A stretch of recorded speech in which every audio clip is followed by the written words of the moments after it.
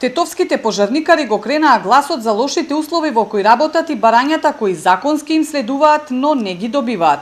Секоја прекувремена работа, ноќен труд, празници, викенди се жалат дека не им се наплатуваат согласно законот. Немаат колективно осигурување, ниту пак добиле оштета за пониските плати изминативе години, зашто имаат и судско решение. Само временски не го договлечуваја, ќе ви одговориме, до ден денеска, еве уште новие нема ни одговор, бидејќи овие се барања све по закон. Ние не молиме, ние тражиме што ни следува по закон, ништо повеќе. Располагаме со возила постари од 20 години. Материјално-технички средства исто се стари.